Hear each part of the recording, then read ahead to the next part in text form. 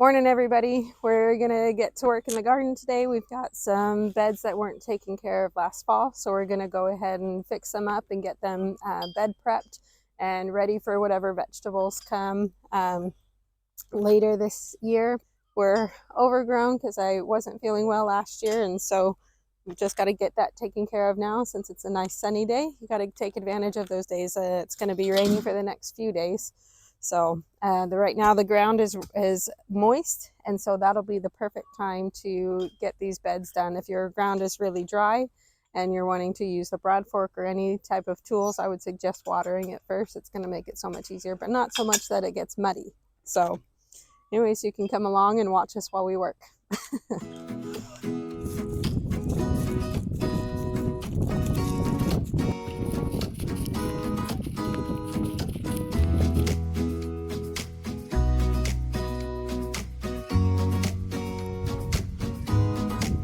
So if you work with T-posts, this little tool is the best tool ever.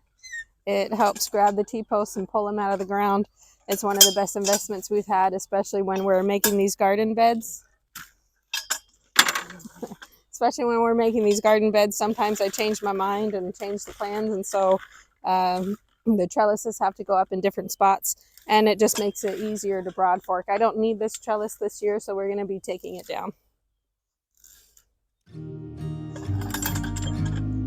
And what you need is a strong young teenager to come and do the work for you. They love it.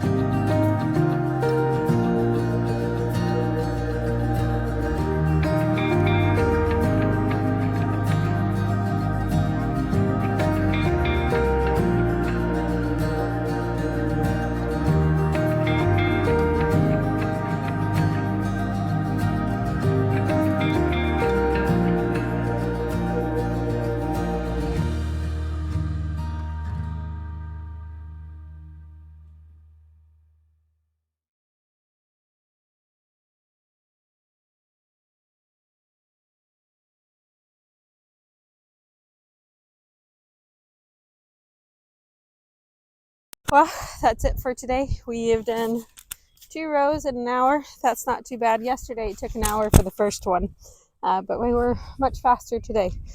And we've got 1, 2, 3, 4, 5, 6, 7, 8, 9 9 more rows to go. So anyways, we'll see you later, guys.